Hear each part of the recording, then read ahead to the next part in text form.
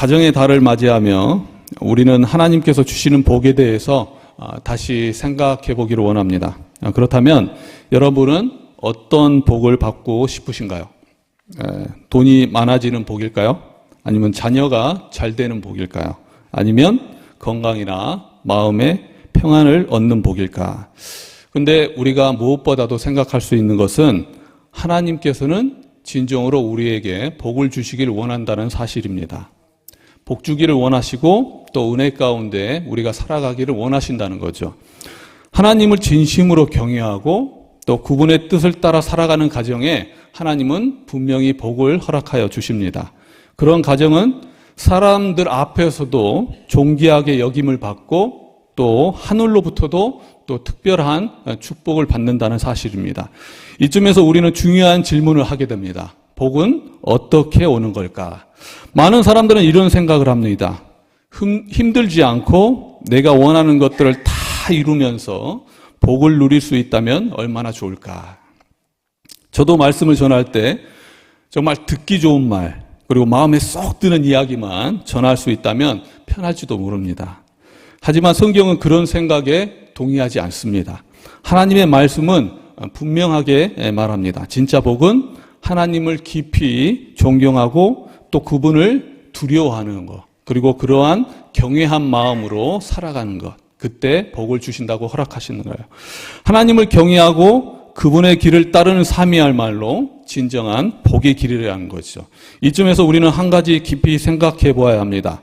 하나님을 경외하는 다는 그 말씀을 들을 때 혹시 이렇게 생각하지 않으셨을지 모르겠습니다. 복은 고난이 있는데 그 고난을 다 견디고 나서야 받을 수 있는 특별한 보상일까?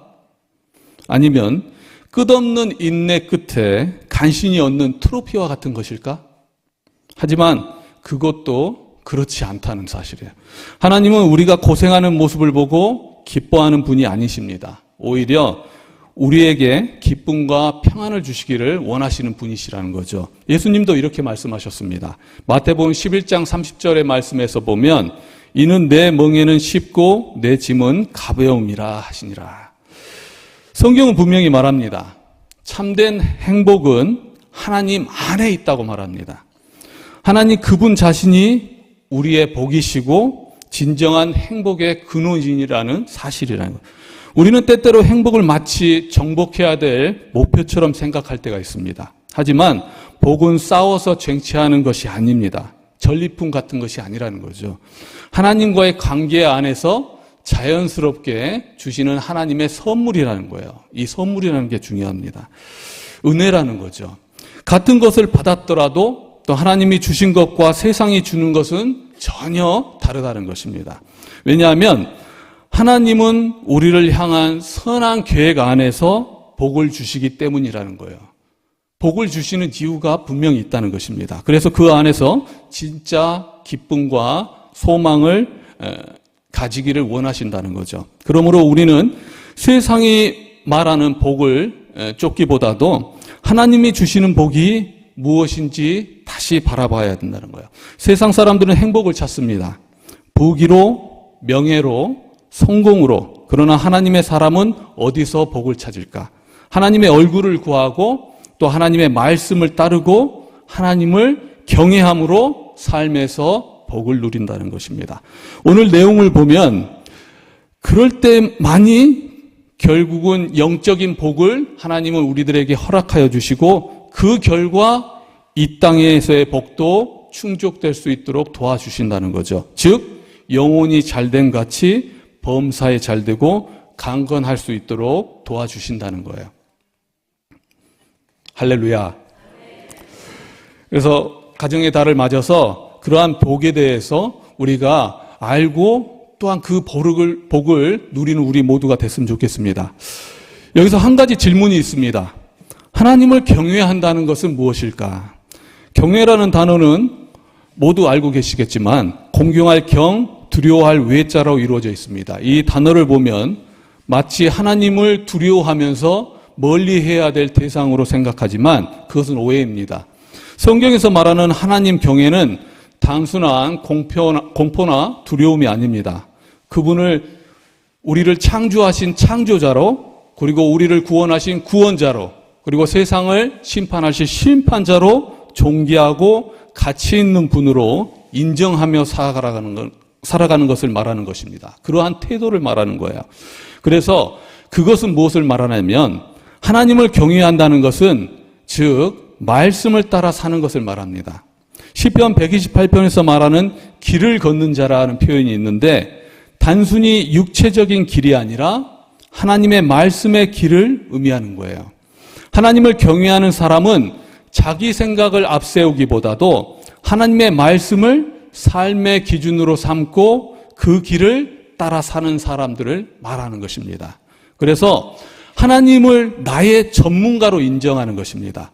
병을 고치기 위해서 의사의 말을 듣지 않습니까? 그것처럼 우리의 인생의 여러 문제를 해결할 수 있는 전문가 중에 전문가로 하나님을 존귀하게 우리의 삶의 주인으로 모시는 것, 그것을 경외한다라고 말하는 거예요. 하나님을 경외한다는 것은 그분을 내 삶의 주인으로 모시는 것입니다. 그것을 인정하는 것이고 내 생각을 내려놓고 하나님의 뜻을 구하며 결정하는 삶을 살아가는 것을 말하는 것입니다. 다시 말해서 하나님을 모시고 섬기는 삶, 하나님의 묻고 순종하는 삶을 살아가는 것을 경외하는 삶이라고 말하는 거예요. 놀라운 사실은 우리가 하나님을 삶의 중심에 모셨을 때 일어나는 축복입니다. 신명기 28장 7절의 말씀을 보면 이렇게 말합니다. 다 같이 한번 읽어보겠습니다. 내가 내 하나님 여호와의 말씀을 삼가 듣고 내가 오늘 내게 명령하는 그의 명령을 지켜 행하면 내 하나님 여호와께서 너를 세계 모든 민족 위에 뛰어나게 하실 것이라. 아멘. 하나님의 말씀을 귀 기울여 듣고 그분의 명령을 따라 살아갈 때 하나님께서는 우리를 높여 주신다는 거예요.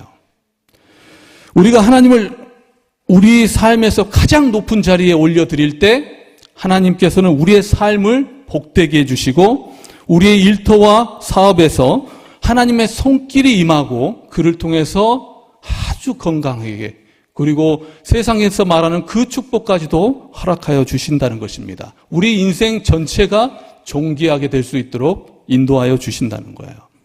그렇다면 하나님을 경외하는 삶에게는 어떠한 축복이 임하는 것일까? 오늘 읽어볼 때 몇 가지 축복이 나왔는데 그것을 한번 살펴보겠습니다. 첫 번째는 수고한 대로 받는 복입니다. 2절의 말씀을 다 같이 한번 읽어보겠습니다. 시작.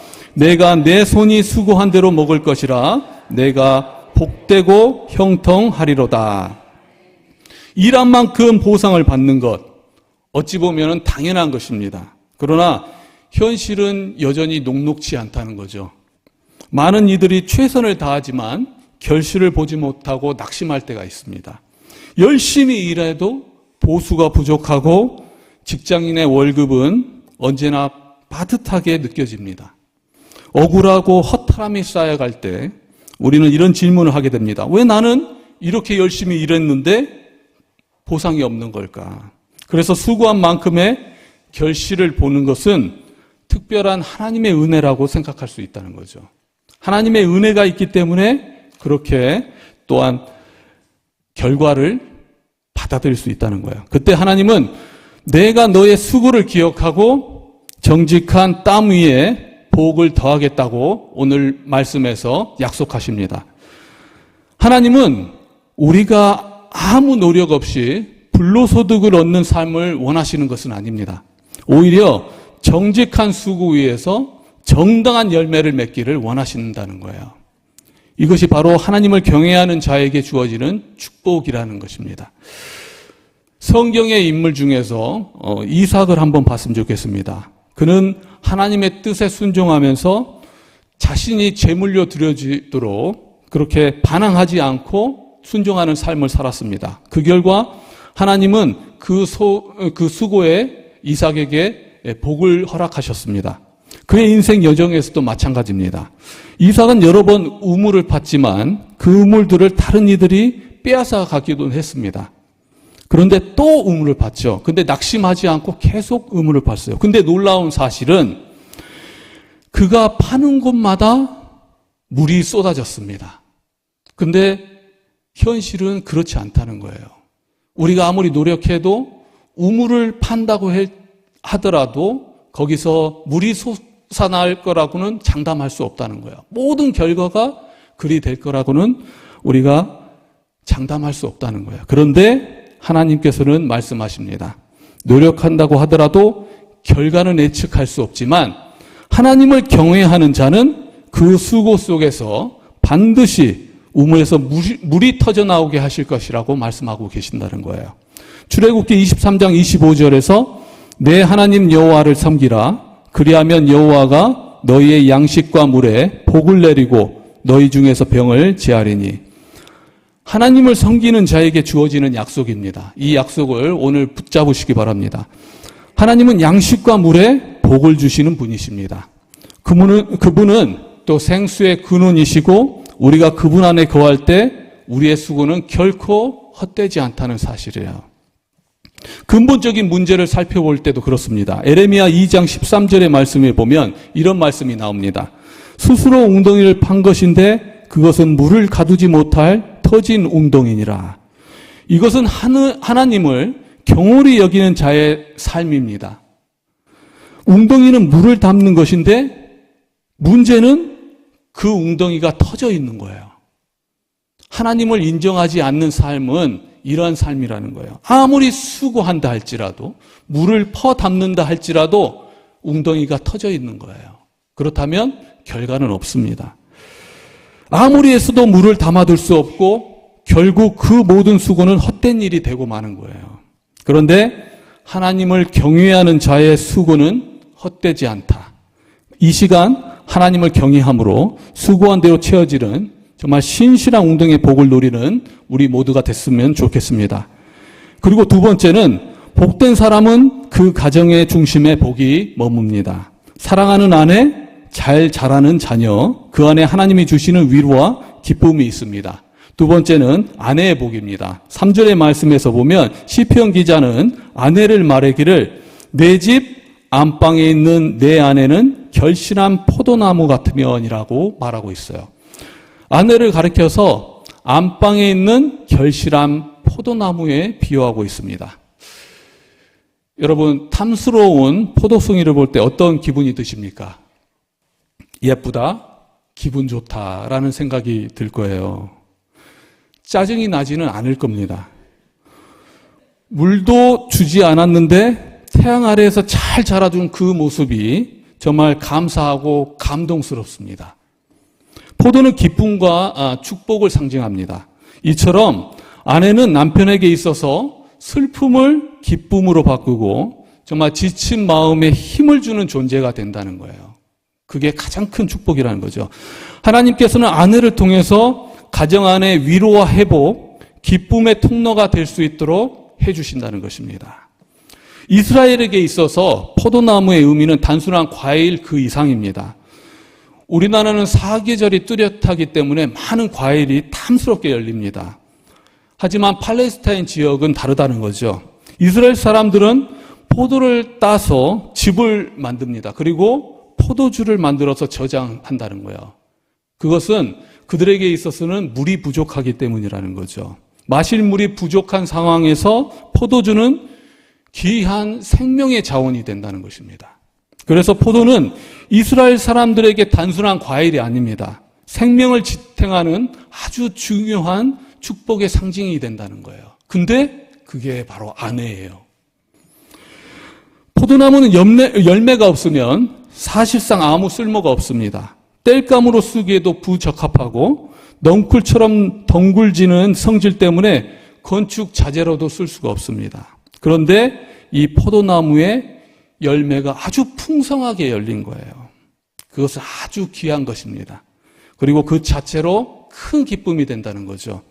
그런데 여기서 아내를 가리켜서 결실한 포도나무라고 말하고 있는 거예요. 하나님께서는 그러한 복을 우리에게 허락하신다는 것입니다. 이는 하나님께서 주시는 최고의 복 중에 복으로 의미합니다. 본문에서는 성전에 나아가는 주체가 남성으로 설정되어 있기 때문에 아내를 결실한 포도나무로 표현하고 있지만 여성에게 있어서는 복 중에 복은 누구겠습니까? 바로 신실한 남편이라는 거죠. 웃고 계신 분이 계시는데 아주 복받은 분이시라고 할렐루야. 성경은 종종 열매 없는 포도나무를 하나님을 떠나고 배반한 백성에 비유합니다. 그러나 오늘 본문은 그 반대로 하나님이 주신 은혜 가운데 사랑과 신실함으로 함께하는 아내와 남편, 즉 서로를 향한 헌신과 결실을 복 중에 복으로 말씀하고 있는 거예요. 이러한 모든 복을 누리는 우리 모두가 됐으면 좋겠습니다. 그리고 세 번째는 자녀의 복입니다. 3절 하반절의 말씀을 보면 내 식탁에 둘러앉은 자식들은 어린 감람나무 같으리로다 그랬습니다. 부모가 가장 애쓰는 이유가 뭐겠습니까? 자녀 때문이 아닐까요? 자신은 쓰지 않고 입지 않고 먹지 않으면서도 자녀를 위해서 기꺼이 희생하는 것이 바로 부모의 마음이라는 거죠. 하나님께서는 그 마음을 잘 알고 계신다는 거예요. 그래서 누구보다 잘 아시기에 그 마음 위에 복을 더해 주신다는 것입니다. 이스라엘은 세 가지 대표적인 나무가 있습니다. 아까 말했던 포도나무하고 무화과나무, 감람나무가 있습니다. 각 나무에 의미가 있지만 오늘 감람나무는 이스라엘 백성들에게 있어서 아주 귀한 나무입니다. 팔레스타인 지역은 기온이 높고 강수량이 적기 때문에, 그리고 이슬이 자주 맺히기 때문에 나무가 잘 자라지 않아요. 그런데 감람나무는 그러한 척박한 상황에서 잘 자랍니다. 그 나무의 특징은 느리지만 꾸준한 성장이라는 거예요. 감람나무는 보통 10년에서 14년이 지나면 열매를 맺기 시작합니다. 늦게 맺는 편이죠. 근데 제대로 된 수확을 하려면 30년을 기다려야 합니다. 그런데 한번 자라기 시작하면 감람나무는 끊임없이 장가지를 뻗게 된다는 거예요. 세대를 이어가서 계속 자라게 됩니다. 그 모습이 어떻게 되면 웅장하고 엄청난 풍성한 모습으로 나타나게 된다는 거예요. 그리고 열매도 아주 많습니다. 감람나무주 일부는 정말 수백 년에서 2000년짜리 나무도 있고 3000년이 된 나무도 있다는 거예요. 그만큼 오래된다는 거죠. 오랫동안 자라기 때문에 시대를 초월한 나무로 인식됩니다. 그래서 감람나무는 시대를 초월한 축복, 오랜 기다림 끝에 얻는 풍성한 열매를 상징한다는 거죠. 이는 자녀들이 하나님 안에서 자라고 장차 웅장하고 정말 풍성한 열매를 맺으며 하나님의 영광을 위해서 귀하게 쓰임받을 존재라는 것을 의미하는 거예요. 그뿐 아니라 왕을 세울 때 기름 부음을 하는데 이 기름이 바로 감람나무 열매 올리브유입니다. 등잔불을 밝히는 데도 쓰이고 치유의 기름으로도 쓰입니다. 따라서 자녀의 축복이란 단지 건강하고 똑똑한 것 이상입니다. 하나님의 손에 붙들려서 정말 등불처럼 세상을 밝히고 치유하고 왕과 같이 세움을 받는 존재가 된다는 거예요. 그런 축복이 자녀들에게 이어진다는 것입니다. 그것이 바로 진정한 감람나무의 복입니다. 세상에서 없어서는 안 될 일꾼으로 그렇게 자라게 된다는 거예요. 정말 아주 존귀한 존재로 자라는 자녀의 복을 누리게 된다는 거예요. 그것은 하나님을 경외하게 하는 삶을 살아가는 사람들에게 이어지는 복이라는 것입니다. 그런데 오늘 본문의 말씀에서 보면 훌륭한 자녀들이 있어요. 그런데 아주 멀리 있다면 안타까운 일일 것입니다. 부모님께서는 자녀가 잘 되는 것으로 만족할 수 있지만 오늘 본문에서 보면 기왕이면 함께 식탁에 앉아서 즐거운 행복한 시간을 보낼 수 있으면 얼마나 좋겠습니까? 그런데 자녀들이 한 식탁에 둘러앉아 있습니다. 주님 아래서 한 공동체가 되어서 사랑을 나누면서 살아가는 거예요. 그것만큼 큰 복이 어디 있겠습니까? 가정은 이 땅에서 경험하는 천국의 모형입니다. 그래서 하나님은 가정을 소중히 여기시고 하나님을 경외하는 자에게 이러한 복을 주신다는 것입니다. 아내는 기쁨과 위로의 포도나무로, 자녀는 세대를 잇는 감람나무로 자라게 해주신다는 것입니다. 그 복은 단지 소유가 아니라 함께 나누는 사랑과 믿음의 열매입니다. 이러한 복을 누리는 모두가 되길 소망합니다.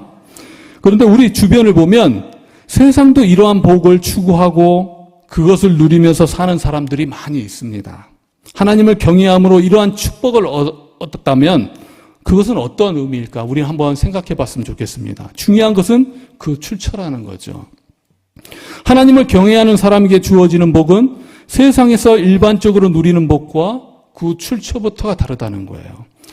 세상의 복은 대개 내 노력이나 운 혹은 인맥과 같은 인간적인 요소에서 비롯되었다고 여겨집니다. 예를 들어서 돈, 인기, 건강, 성공 등은 내가 잘해서 얻은 결과라고 생각하기 쉽다는 거죠. 하지만 하나님을 경외하는 자에게는 복은 전적으로 하나님의 은혜에서 비롯된 선물이라는 사실입니다. 그리고 하나님께서 허락하신 복은 한 개인이나 한 가정만의 축복으로 끝나지 않는다는 거예요. 아내의 복과 그 자녀의 복이 그 가정으로 그리고 한 개인으로 끝나지 않는다는 거죠. 세상적 복은 종종 나 자신의 만족과 성공, 자랑을 위한 것으로 소비됩니다. 하지만 하나님께서 주시는 복은 하나님을 영화롭게 하고 또 이웃을 섬기기 위한 목적을 가진다는 거예요. 고린도후서 9장 8절의 말씀을 다 같이 한번 읽어봤으면 좋겠습니다. 시작. 하나님이 능히 모든 은혜를 너희에게 넘치게 하시나니 이는 너희로 모든 일에 항상 모든 것이 넉넉하여 모든 착한 일을 넘치게 하게 하려 하심이라. 아멘. 하나님께서 복을 주시는 이유는 결국 우리로 하여금 선한 일에 풍성히 참여하게 하시려는 것이 있다는 거예요. 5절의 말씀에서 보면 여호와께서 시온에서 내게 복을 주실지어다. 너는 평생에 예루살렘의 번영을 보며 그랬습니다. 시온산은 하나님께서 계시는 거룩한 장소입니다. 성전의 그 끝에서 하나님께서 친히 복을 주시는 거예요.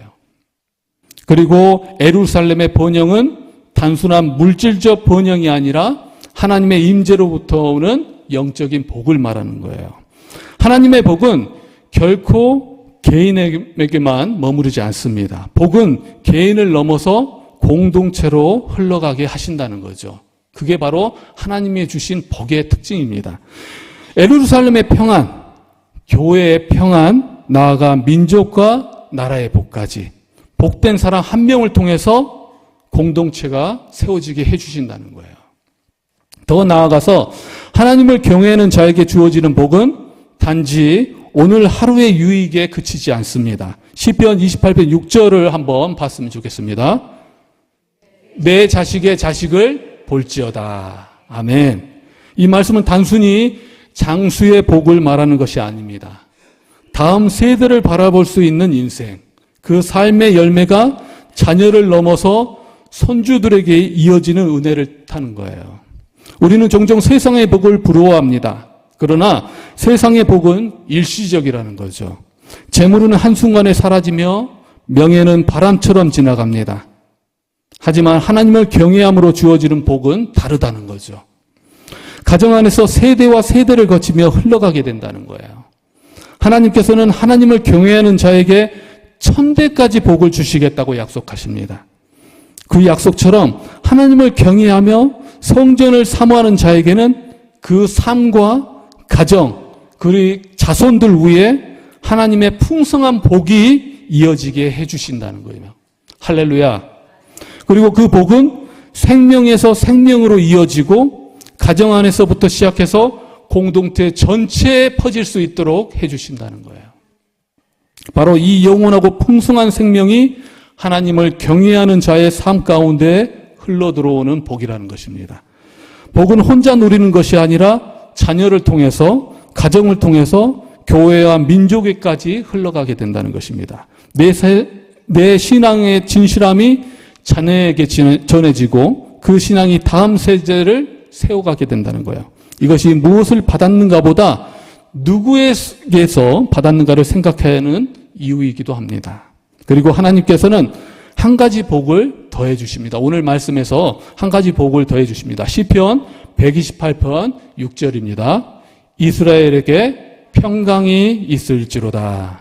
아멘. 하나님과 함께하는 사람에게는 상황과 상관없이 평강이 주어진다는 것입니다. 평강 없이 흔들림 삶이라면 아무리 많은 것이 주어진다 할지라도 복이라고 말할 수 없을 것입니다. 근데 하나님께서는 이 평강을 우리에게 허락하여 주신 것입니다. 어느 날 평강에 관한 주제로 화가가 그림을 그렸습니다. 그런데 그 그림에는 검은 먹구름이 뒤덮여 있었습니다. 하늘에서 벼락이 치고 거센 폭풍이 몰아치고 가파른 절벽에 폭포가 떨어지는 모습을 화가가 그리기 시작했습니다. 그런데 폭포 옆 바위 틈에서 작은 새 한 마리가 둥지를 틀고 거기서 눈을 감고 평화롭게 잠들어 있는 거예요. 어찌 보면 이 거친 세상에 살아가는 우리들에게 가장 큰 복은 그러한 복일지 모릅니다. 하나님은 때로는 은혜로 환난을 막아주시고 때로는 그 은혜로 고난을 지나가게 해주신다는 거예요. 그 가운데 진정한 평강을 우리들에게 허락해 주신다는 것입니다. 이러한 평강이 개인뿐만 아니라 가정뿐만 아니라 모든 공동체에 임하기를 소원합니다. 비가 오고 창수가 나고 바람이 불어도 반석 위에 지은 집은 무너지지 않습니다. 그것은 기초가 견고하기 때문이라는 거죠. 하나님을 경외하는 사람의 삶이 바로 그러한 삶입니다. 세상의 풍파와 시험이 몰아쳐도 그 인생은 흔들리지 않습니다. 왜냐하면 그 인생의 뿌리가 하나님 말씀 위에 놓여져 있기 때문이라는 거죠. 여러분의 가정이, 자녀가, 인생의 모든 일이 하나님의 말씀 위에 세워질 때 하나님께서는 축복을 허락하시고 결코 무너지지 않도록 해주신다는 것입니다. 그러지 못한 삶은 겉모습은 편안해 보일지라도 본질적으로 불완전한 모래 위에 세워진 삶과 같다는 거예요. 하나님의 말씀을 무시하고 경홀히 여기면 자기 생각과 감정, 세상의 조언을 따라 사는 인생이라면 모래 위에 세운 집과 같다는 거예요. 하지만 하나님을 경외하는 사람들에겐 겉보기에는 멀쩡할 수 있는 시험과 환난 앞에서 정말 무너지지 않도록 해주신다는 것입니다. 그러나 우리가 하나님을 경외하는 삶을 살아갈 때에 하나님께서는 아내와 남편, 자녀를 통해서 가정의 복을 허락하여 주시고 그뿐 아니라 함께하는 공동체를 기쁘게 하고 살리는 그런 모든 복을 우리들에게 허락해 주신다는 거예요. 그리고 그것은 일시적으로 끝나는 것이 아닙니다. 세대와 세대를 거치며 풍성한 열매를 맺도록 해주신다는 거예요. 살아가는 여러분은 말씀을 맺고자 합니다.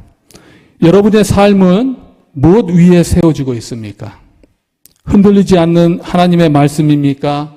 아니면 쉽게 변하는 세상의 기준입니까? 진정한 복을 원하십니까? 아멘? 그렇다면 하나님을 경외하는 삶을 살아가시기 바랍니다. 그 길이야말로 흔들리지 않는 참된 행복과 편안의 길입니다. 하나님을 인정하며 그분을 중심에 모시고 살아갈 때 우리는 하나님께서 주시는 최고의 복을 누리는 주인공이 될 수 있습니다. 가정의 달을 맞아서 정말 하나님을 경외함으로 정말 주님 안에서 진정한 복된 가정이 모두 되시기를 주님의 입으로 축원합니다.